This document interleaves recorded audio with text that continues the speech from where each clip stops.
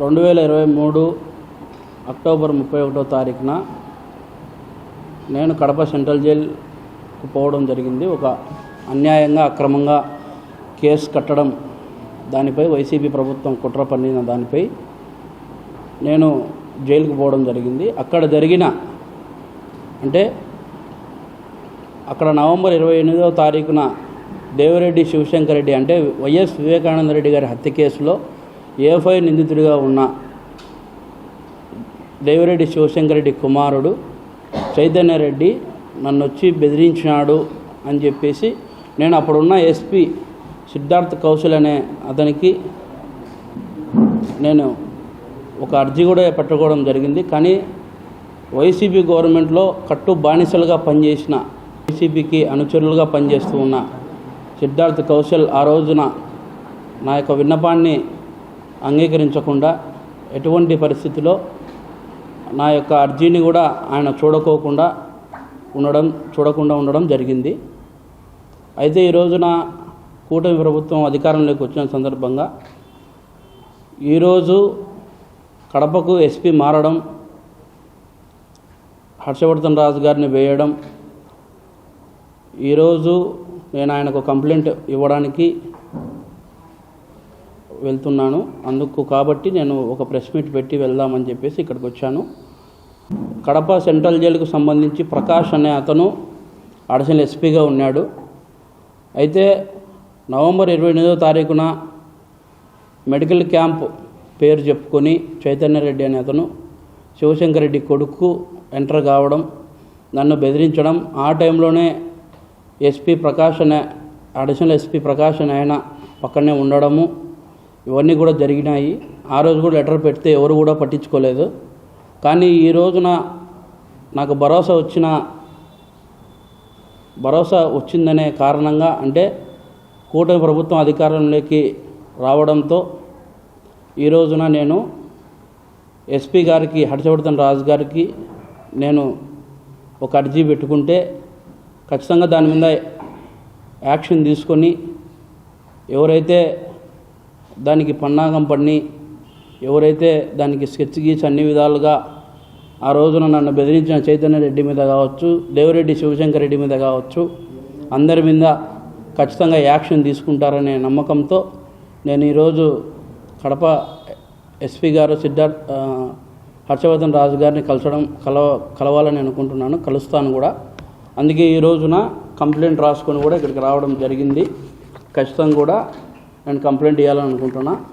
నేను డిమాండ్ చేసేది ఒకటే, ఆ రోజున నవంబర్ 28వ తారీఖు 2023 ఆ రోజు నేను వాంటెడ్గా నేను డిమాండ్ చేసేది, ఆ రోజు సీసీ ఫుటేజ్ ఏమైంది, నన్నే కాదు నా ఇరుపక్కల ఉండే ఖైదీలను కూడా విచారించవచ్చు. అందులో భాగంగా పులివెందుల నియోజకవర్గ ఇన్ఛార్జ్ బీటెక్ రవి గారు కూడా ఆ రోజు జైల్లోనే ఉండడం జరిగింది. ఆయన్ని కూడా సాక్షి కిందకి వేసుకొని ఆయన కూడా విచారణ చేయాలని కోరుతున్నాను.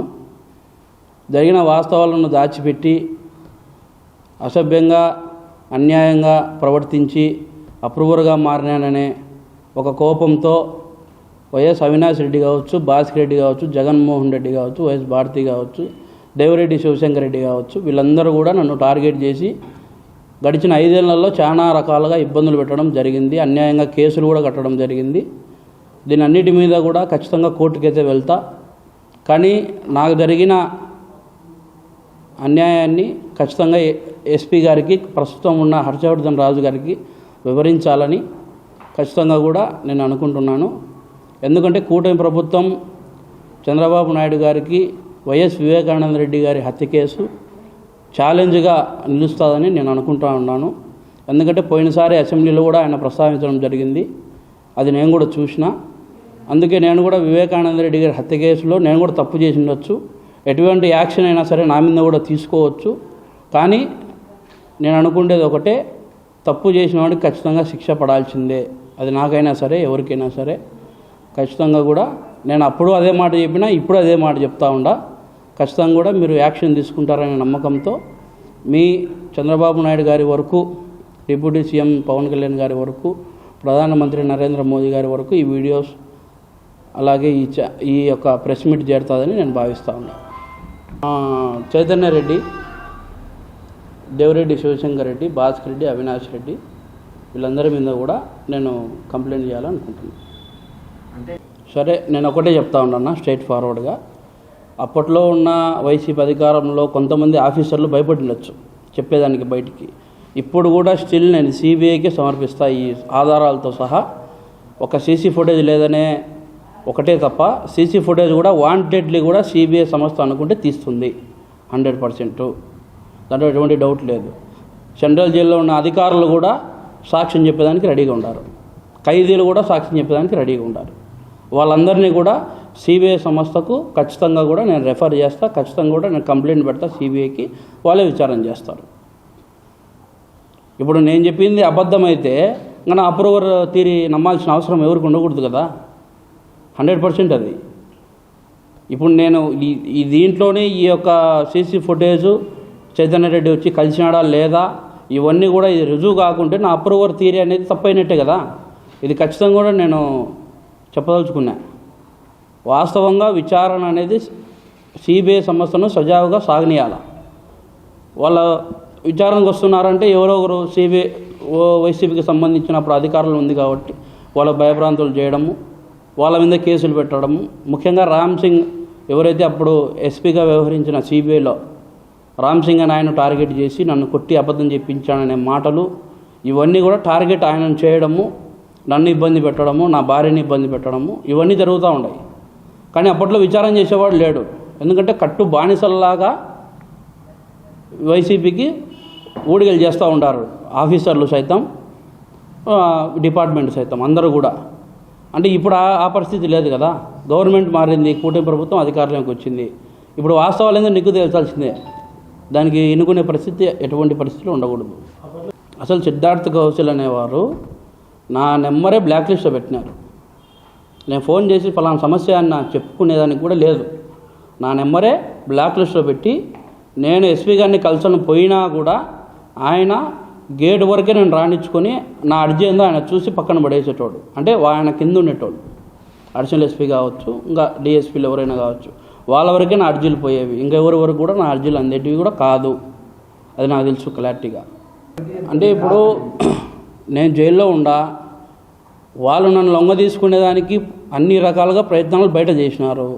జైల్లో నేను ఉన్నప్పుడు కూడా నన్ను వదలకోకుండా నా భార్యకు 41 నోటీసులు ఇచ్చినారు, అరెస్ట్ చేస్తామని బెదిరించినారు, అన్ని విధాలుగా నన్ను ఇబ్బందులకు గురి చేసినారు. నన్ను చైతన్య రెడ్డి కలిసి వెళ్ళిన తర్వాత ములాఖతులో నా భార్య కలిసి నేను ఈ విధంగా చెప్పిన, అట్ట కలిసి నన్ను బెదిరించినాడు, ఇటు చెప్పిపోయినాడు అని చెప్తే నా భార్య బయటకు వచ్చి ప్రెస్ మీట్ పెట్టింది. అది కూడా మీ యూట్యూబ్లో ఆడగొట్టినే వస్తుంది. కానీ అప్పుడు కూడా ప్రకాష్ అనే అడిషనల్ ఎస్పీ, దాని తర్వాత డిప్యూటీ సాంబశివరావు అనే అతను, డిప్యూటీ డిఎస్ అంటారు అతన్ని, డిఎస్పీ సాంబశివరావు అనే అతను వాంటెడ్గా నన్ను కూర్చోబెట్టుకొని నీ భార్యకు మతిస్థిమితం లేక ఆ విధంగా నువ్వు జైలుకి వచ్చిన కారణంగా ఆ విధంగా చేసినారని చెప్పిందని చెప్పు, పత్రికా వాళ్ళు కూడా తప్పుదోవ పట్టించారని చెప్పి నన్ను రాయమన్నాడు. కానీ నేను ఆ విధంగా రాయలే. నువ్వేం చేసినా నీ శిక్షకైనా నేను రెడీ, నేను ఆ విధంగా రాయనని చెప్పిన. కానీ ఆ మాటలు చెప్పిన తర్వాత అతనికి నాకు మధ్య జరిగిన గలాటల కారణంగా 24 hours ఒక వారం రోజులు 24 hours ఒక వారం రోజులు ఒక రూమ్లో పెట్టి బంధించినాడు. ఎందుకు మీరు బంధిస్తున్నారని అడిగితే మాకు పైనుంచి ఆర్డర్స్ ఉన్నాయి, డీజీ నుంచి మాకు ఆర్డర్స్ ఉన్నాయని అన్నారు. అంటే ఇవన్నీ ఆ రోజు ఆలోచన చేసేవాళ్ళు లేడు కదా. నేను పడిన కష్టాన్ని ఎవరు ఎంక్వైరీ చేసేవాళ్ళు లేడు, విచారించేవాళ్ళు లేడు, ఎవడో కూడా లేడు. ఎందుకంటే ఆ పొద్దు వైసీపీ ఉంది కాబట్టి గవర్నమెంట్. వాళ్ళ గవర్నమెంట్లు ఈ 5 ఏళ్లలో వాళ్ళు నిజంగా తప్పు చేయలేకపోతే ఖచ్చితంగా కూడా దాన్ని నిగ్గు తేల్చాల్సిందే కదా. ఆధారాలు లేకుండా ఎటువంటి ఆధారాలు లేకుండా చంద్రబాబు నాయుడు గారిని 52 రోజులు జైల్లో పెట్టి సతాయించినప్పుడు ఈ కేసు వాస్తవంగా వాళ్ళు మర్డర్ చేయించింటే వాళ్ళని వదలరు కదా, ఖచ్చితంగా నిగ్గు తెలుసుకుంటారు. ఈ 5 ఏళ్లలో మరి సైలెంట్గా ఎందుకుంటారు వాళ్ళు? సిబిఐ సంస్థను అడ్డుకోవడం కానీ, బెదిరించడం కానీ ఇవన్నీ ఎందుకు చేసినారు? అందుకే ఈ రోజున నేను ఫస్ట్ ఆఫ్ ఆల్ నాకు జరిగిన జైల్లో బెదిరింపులు కావచ్చు, చైతన్య రెడ్డి మీద కావచ్చు, దేవిరెడ్డి శివశంకర్ రెడ్డి, అవినాష్ రెడ్డి, భాస్కర్ రెడ్డి, ఈవెన్ జగన్మోహన్ రెడ్డి, వైఎస్ భారతి వీళ్ళందరి మీద కూడా నేను కంప్లైంట్ చేయడానికి వచ్చిన. ఖచ్చితంగా కూడా ఇస్తా, ఎంతవరకైనా పోరాడేదానికి దానికి రెడీగానే ఉండా. దాని గురించి ఎటువంటి ఇబ్బంది లేదు. ప్రాణహాని ఉందని కాకుండా నాకు జరిగిన అన్యాయాన్ని నేను చెప్పుకోవాలి కదా. ఇప్పుడు వచ్చిన కొత్త ఎస్పీలకు కావచ్చు, ఆఫీసర్లకు కావచ్చు తెలియదు కదా నాకేం జరిగిందనేది. వాళ్ళకి ఖచ్చితంగా విన్నవించుకోవాలి కాబట్టి వాళ్ళ దగ్గరికి నా యొక్క బాధలు తీసుకొని పోవాలని చెప్పి ఖచ్చితంగా కూడా నేను తెలియజేసుకుంటున్నాను. నాకు సపోర్ట్ చేయకపోయినా పర్వాలేదు, నా కేసు నిగ్గు తెలిస్తే చాలు. నాకు సపోర్ట్ చేయాలని రూల్ ఏం లేదు. సపోర్ట్ నాకు చేస్తానని కూడా నేను అనుకోలే. కానీ జరిగిన వాస్తవాలను బయటికి తీసి నిందితులను ఖచ్చితంగా కోర్టుకు పట్టేయాలా, శిక్ష పడాలా.